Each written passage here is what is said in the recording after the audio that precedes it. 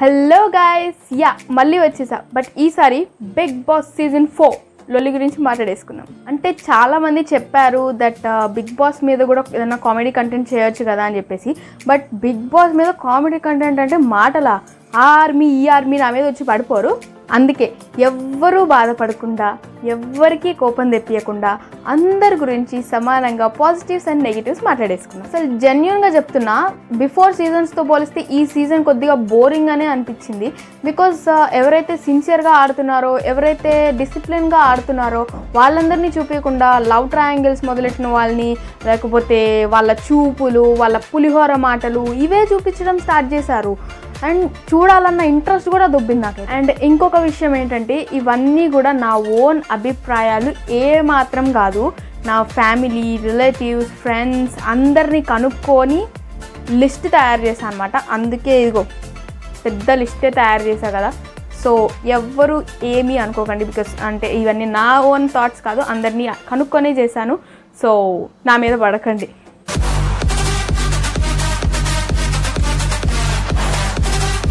So మన first contestant వచ్చేసి Abhijit positives వచ్చేసి టాస్క్ విషయంలో చాలా తెలివిగా ఆడతాడు.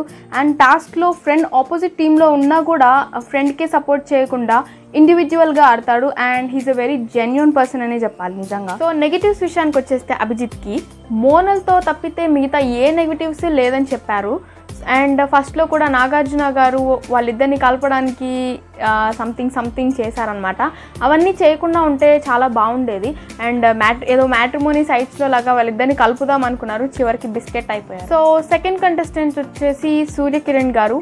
అండ్ పాజిటివ్స్ ఏంటి అంటే చాలా బాగా కలిసిపోతారు అండ్ జోక్స్ వేసి చాలా మందిని ఎంటర్టైన్ చేశారు. సో నెగిటివ్స్ వచ్చేసరికి ఫస్ట్ వీక్లో Q&A టాస్క్లో ఎవరికి నచ్చింది వాళ్ళకి చెప్పమంటే ఈయనకు నచ్చింది మాత్రం అరగంట చెప్పాడు. బట్ వేరే వాళ్ళు ఏడ్చి కొద్దిగా ఎమోషనల్ అయ్యి చెప్తుంటే ఇదంతా ప్రీ ప్లాన్డ్, ఎందుకు ఏడవాలి, ఇది అది అని చెప్పేశారు.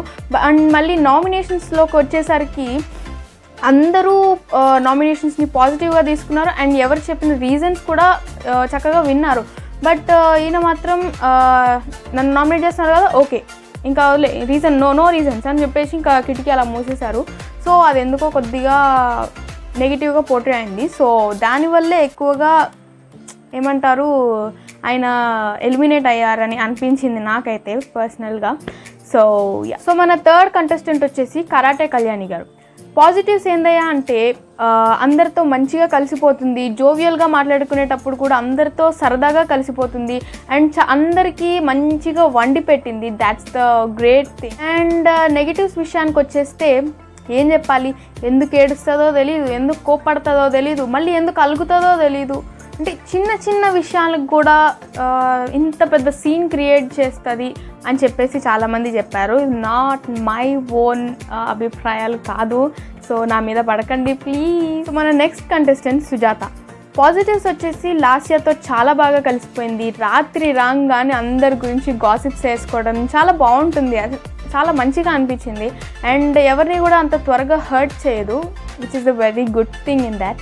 నెగిటివ్స్ వచ్చేసి అతిపెద్ద నెగిటివ్ ఏందయ్యా అంటే నాగార్జున గారిని బిట్టు అని పిలవడం.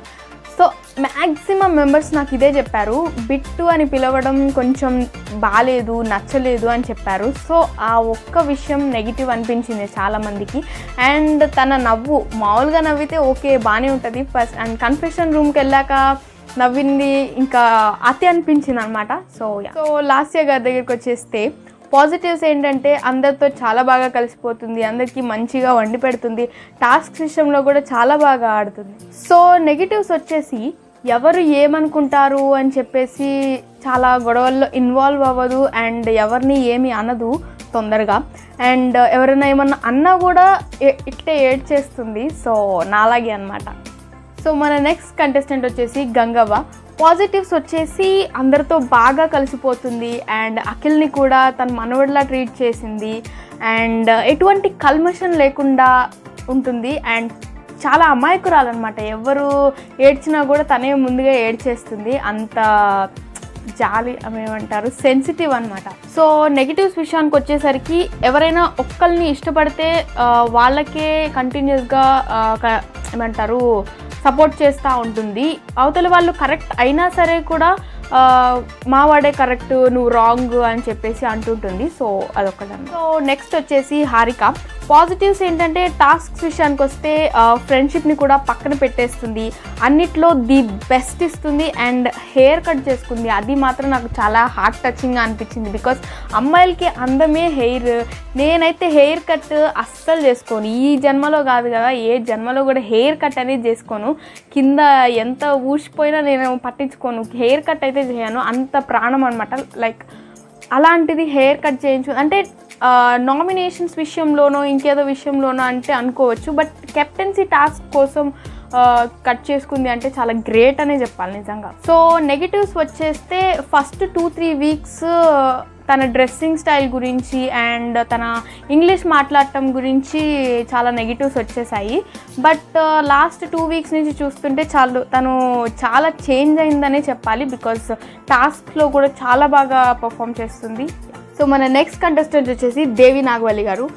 సో తన పాజిటివ్స్ వచ్చేసరికి చాలా డిసిప్లిన్గా ఉంటుంది, అందరికంటే తొందరగా లేస్తుంది, అందరికంటే త్వరగా పడుకుంటుంది కూడా, అండ్ ఏదైనా సరే నీట్గా పద్ధతిగా చేస్తుంది. టాస్క్స్ విషయంలోకి వచ్చేసి తన 100% ఎఫర్ట్ పెడుతుంది. సో నెగిటివ్స్ వచ్చేసరికి ఫస్ట్లో కొద్దిగా యాటిట్యూడ్ చూపించింది అని చెప్పారు. అండ్ మెయిన్ థింగ్ ఏంటయ్యా అంటే స్క్రీన్ స్పేస్ ఎక్కువ ఇవ్వలేదు, ఎప్పుడు చూసినా లవ్ ట్రయాంగిల్స్ చూపించడం తప్పితే బాగా ఆడే వాళ్ళ మీద ఎవ్వరూ ఏ కెమెరా కూడా ఫోకస్ చేయలేదు అనుకుంటున్నాను నేనైతే. బికాస్ వాళ్ళని చూపించాలి, వీళ్ళని చూపించి మాకేం లాభం, ఎంటర్టైన్మెంట్ కోసం కాదు, వాళ్ళకు కూడా చూడాలి కదా. అయినా ఆ పులిహోర బ్యాచ్ని చూపిస్తే ఎంటర్టైన్మెంట్ వస్తుందని మీకు ఎవరు చెప్పారు? చిరాకు వస్తుంది ఇంకా. అండ్ దానివల్లే ఓట్స్ పడలేదు అని నాకు అనిపించింది. అండ్ ఎంతైనా దేవి నాగవల్లి గారు ఎలిమినేట్ అయిపోవడం చాలా అన్ఫేర్ అనిపించింది నాకైతే. అండ్ మన నెక్స్ట్ కంటెస్టెంట్ కుమార్ సాయి గురించి పాజిటివ్స్ మాట్లాడుకోవాలి అంటే ఫస్ట్ 2 వీక్స్ అసలు బిగ్ బాస్లో ఉన్నారా లేదా అని అనిపించింది. అండ్ లాస్ట్కి వచ్చేసరికి టాస్క్లో కూడా చాలా 100% తన ఎఫర్ట్ని పెట్టాడు. అండ్ ఎవరి విషయంలో కూడా గొడవల జోలికి వెళ్లకుండా ఎవరితోనూ ఎఫర్ట్స్ పెట్టుకోకుండా చాలా జెన్యున్గా ఆడాడు. సో నెగిటివ్స్ ఏంటంటే ఆలోచించకుండా ఒక మాట అనేస్తాడు, అది హౌస్ మేట్స్కి నచ్చదు అండ్ అది నామినేషన్స్ దాకా తెచ్చుకున్నాడు. కానీ ఇది కూడా అంతే, దేవి గారు లాగే కుమార్ సాయి గారు కూడా ఎలిమినేట్ అయిపోవడం చాలా అన్ఫేర్ అనిపించింది. లాస్ట్లో మోనల్ అండ్ కుమార్ సాయి వెళ్ళినప్పుడు కన్ఫెషన్ రూమ్కి వెళ్ళినప్పుడు అందరూ మ్యాక్సిమం మోనల్ వెళ్ళిపోతుంది అని చాలా హ్యాపీగా ఎగ్జైట్ అయిపోయారు. బట్ కుమార్ సాయి గారు వెళ్ళిపోయేసరికి చాలా అంటే చాలా అన్ఫేర్ అనిపించింది. గేమ్స్ విషయంలో చూడకుండా ఇలా లవ్ ట్రయాంగిల్స్ని నడిపే వాళ్ళనే ఎక్కువగా బిగ్ బాస్ ఫోకస్ చేస్తుంది అని నాకు చాలా అనిపించింది. సో మన నెక్స్ట్ కంటెస్టెంట్ మోనల్ విషయానికి వచ్చేస్తే positives, sorry to say but నాకు ఎక్కువగా పాజిటివ్స్ ఏమీ కనిపించలేదు. స్టార్టింగ్ వీక్లో కూడా ఊరికే చిన్న విషయానికి కూడా తను ఎమోషనల్ అయిపోయేది. అందరు అనుకున్నారు ఏంటమ్మా ఈ అమ్మాయి ఇంత సెన్సిటివ్వా ఏంటి అని అనుకున్నారు. అండ్ ఈమె గురించి చెప్పాలంటే పాజిటివ్స్ కంటే ఎక్కువ నెగిటివ్సే ఉన్నాయి. అండ్ మోనల్ ఫ్యాన్స్ ప్లీజ్ దయచేసి నన్ను తిట్టుకోకండి రా సామి, అందరూ చెప్పిందే చెప్తున్నా అంతే. సో మోనల్ గురించి నెగిటివ్స్ విషయానికి వచ్చేస్తే టాస్క్లు ఏమన్నా ఆడుతుందా అంటే లేదు, పోయి ఆ టాస్క్ విషయంలో కూడా అఖిల్ పక్కనే పోయి కూర్చుంటుంది. అండ్ పోనీ ఎవరితో అయినా కొంచెం అమ్మాయిలతో అన్న క్లోజ్గా మాట్లాడుతుందా అంటే అది లేదు, అఖిల్ పక్కనే వెళ్ళి ముచ్చట్లు పెడతా ఉంటుంది. అండ్ చిన్న విషయానికి కూడా ట్యాంకు నీళ్ళు కార్చేస్తూ ఉంటుంది. మొత్తం మీద ఏందిరా అంటే పొద్దున్నే లేవంగానే అఖిల్ని హగ్ చేసుకోవడం, తర్వాత అఖిల్తో కూర్చొని అన్నం తినిపించుకోవడం, తర్వాత మళ్ళీ అఖిల్తో ముచ్చట్లు పెట్టడం, మళ్ళీ అఖిల్తో ముచ్చట్లు వేసి పడుకోవడం. సో ఇవంతా అఖిలు అఖిలు అఖిలు అఖిలు అఖిలు అఖిలు. అండ్ అందరికీ అనిపించిన విషయం ఏంటంటే మోనల్ని కావాలని బిగ్ బాస్ హౌస్లో ఉంచుతున్నారు అని అనిపించింది. సో మన నెక్స్ట్ కంటెస్టెంట్ అఖిల్ విషయానికి వచ్చేస్తే పాజిటివ్స్, టాస్క్స్ బాగా పర్ఫామ్ చేస్తాడు, అందరితో మంచిగా ఉంటాడు అండ్ గంగవన్ కూడా చాలా బాగా చూసుకుంటాడు. అండ్ తన నెగిటివ్స్ విషయం ఏంటయ్యా అంటే మోనల్తో ఎక్కువగా మోనల్తో ఉండటమే తన బిగ్గెస్ట్ నెగిటివ్ పాయింట్. తనతో ఉండకుండా తను ఇండివిజువల్గా ఆడితే ఏదో పెద్ద రేంజ్లో ఉండేవాడు, నిజంగా సీరియస్గా చెప్తున్నా. అండ్ ఇంకో పాయింట్ ఏం చెప్పారు అంటే అభికి అండ్ అఖిల్కి క్లాషెస్ ఈ మోనల్ వల్లే వచ్చాయి అనేసి చాలామంది చెప్పారు. కానీ ఇప్పుడు చాలా బాగా పర్ఫామ్ చేస్తున్నాడు అఖిల్, అందరితోనూ కలిసిపోతున్నాడు. తనొక్కదాంతోనే కాకుండా and main thing Abhijeet and Akhil friends అయిపోయారు, అందరితో బాగుంటున్నాడు. దీనివల్ల ఇంకా అఖిల్కి చాలామంది ఎక్కువ ఫ్యాన్స్ అవుతారని నేను అనుకుంటున్నాను. అండ్ ఇంకొక విషయం, మీలో ఎంతమందికి అభిజిత్ అండ్ అఖిల్ కలవడం నచ్చిందో కింద లైక్ వేసేసుకోండి. సో మన నెక్స్ట్ కంటెస్టెంట్ వచ్చేసి దివి.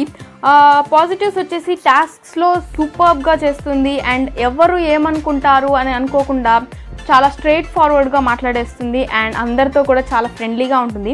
అండ్ నెగిటివ్స్ విషయానికి వచ్చేస్తే అమ్మ రాజశేఖర్ గారి వల్ల చాలా ఇన్ఫ్లుయెన్స్ అవుతుంది అని చెప్పారు, మరి ఎంతవరకు నిజమో మనకు తెలీదు. సో బట్ సాడ్ పార్ట్ ఏంటి అంటే దివి ఎలిమినేట్ అయిపోయింది. So which is very bad part in that. Next అమ్మ రాజశేఖర్ గారి దగ్గరికి వచ్చేస్తే పాజిటివ్స్ వచ్చేసి ఫ్రెండ్లీగా కలిసిపోతారు, జోక్స్ వేసి నవ్విస్తూ ఉంటారు, టాస్క్స్ కూడా ఓకే బాగా పర్ఫామ్ చేస్తాడు. నెగిటివ్స్ వచ్చేసి ఏదైనా చిన్న మాట అంటే చాలు దాన్ని సీరియస్గా తీసుకొని లైఫ్ లాంగ్ నీతో మాట్లాడను, లైఫ్ లాంగ్ నేను నీతో గుర్తుపెట్టుకుంటా అనేసి చాలా సీరియస్ విషయం చేసేస్తారు, చిన్న విషయాన్ని కూడా. అదొక్కటే అమ్మ రాజశేఖర్ గారిలో ఎవరికి నచ్చట్లేదు. Apart from that he's well and good. Next Ariyana Glory గురించి మాట్లాడుకుందాం.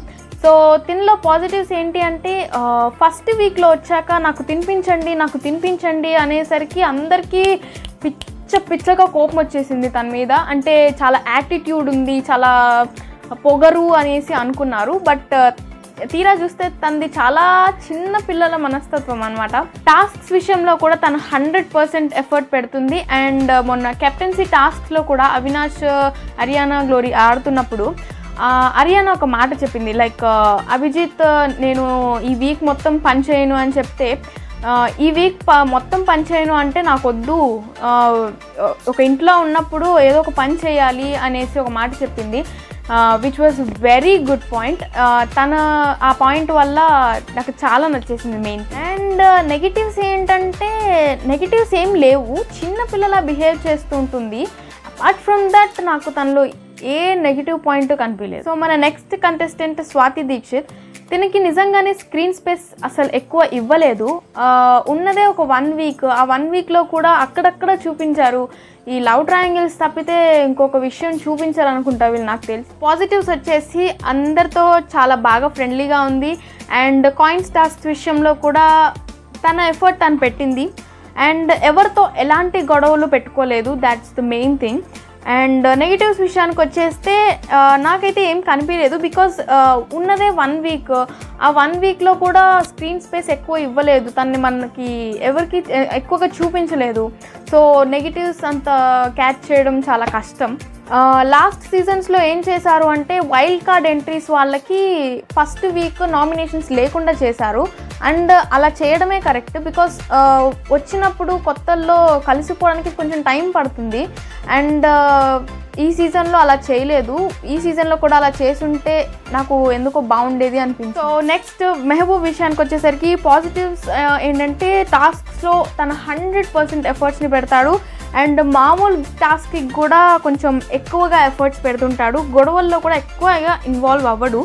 అండ్ నెగిటివ్స్ వచ్చేసి టాస్క్స్లో నాకంటే తోపు తురుము ఎవడు లేడు అన్నట్టు బిహేవ్ చేస్తాడు అని చెప్పారు.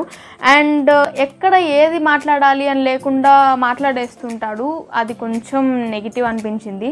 అరే సామి నన్ను తిట్టుకోకండ్రా నాయన, నేను కాదురా చెప్పింది. So next Noel.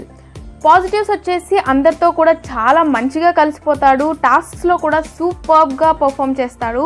అండ్ మొన్న నామినేషన్స్ పాయింట్లోకి వస్తే అందరి మీద పెయింట్ పడినప్పుడు తనే వచ్చి టిష్యూస్ తీసుకొని అందరికీ తుడవటము అవన్నీ చేశాడు, అది నాకు చాలా బాగా అనిపించింది. సో నెగిటివ్స్ వచ్చేసరికి ఫస్ట్ వీక్ చాలా ఎనర్జెటిక్గా ఉన్నాడు అండ్ ఆ తర్వాత కొంచెం డల్ అయిపోయినట్టు అనిపించింది. సో కొంచెం ఎనర్జెటిక్గా ఉంటే బాగుంటుంది అనిపించింది. బట్ ఈ లాస్ట్ వీక్లో చూస్తే కొంచెం ఎనర్జెటిక్గా ఉన్నాడని అనిపించింది నాకు. సోహెల్ విషయానికి వచ్చేస్తే పాజిటివ్స్ అందరితో సూపర్బ్గా కలిసిపోతాడు, టాస్క్స్ విషయంలో కూడా సూపర్బ్గా పర్ఫామ్ చేస్తాడు, తన 100% ఎఫర్ట్స్ని ఇస్తాడు. అండ్ ఎవరిని కూడా అంత తొందరగా హర్ట్ చేయడు. ఒకవేళ ఏమన్నా గొడవ వచ్చినా కూడా వెంటనే సారీ చెప్పేస్తాడు, which I like it very much. And negatives వచ్చేసి అగ్రెసివ్నెస్ తప్ప తనలో ఏ నెగిటివ్ లేదు. అండ్ ఆ అగ్రెసివ్నెస్ కూడా ఈ లాస్ట్ వీక్స్లో చాలా వరకు తగ్గించేసుకున్నాడు. And one of my favourite అనిపించింది. సో టాప్ 5లో ఉంటాడని నాకు ఎందుకో గట్టిగా అనిపిస్తుంది. చూద్దాం. అండ్ అట్ లాస్ట్ అవినాష్లో పాజిటివ్స్ చెప్పాలి అంటే ఫస్ట్ 2-3 వీక్స్ ఈ లవ్ ట్రయాంగిల్, ఈ గొడవలు వీటితోనే సరిపెట్టాడు బిగ్ బాస్. అండ్ కొద్దిగా బోర్ కొట్టేసింది, చూడాలని కూడా ఇంట్రెస్ట్ పోయింది.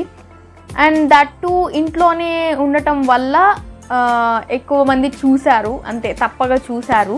బట్ అవినాష్ వచ్చాక కొంచెం బిగ్ బాస్ మీద ఇంట్రెస్ట్ వచ్చిందనమాట. అందరినీ ఫుల్గా ఎంటర్టైన్ చేస్తాడు, ఎంటర్టైనర్ ఆఫ్ ద హౌస్ అని చెప్పొచ్చు.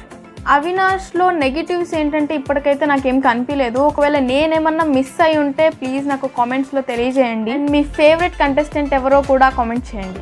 అండ్ మళ్ళీ చెప్తున్నా, ఇవన్నీ అయితే నా ఓన్ అభిప్రాయాలు అయితే అస్సలు కాదు, చాలా మందిని కనుక్కొని చెప్తున్నాను. అండ్ దీనివల్ల నా మీద ఎలాంటి కక్షలు పగలు ఏమైనా పెట్టేసుకోకండి ప్లీజ్.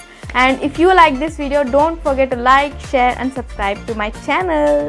మరిన్ని మంచి వీడియోస్తో మీ ముందుకు వచ్చేస్తాను. Until then love you all, bye.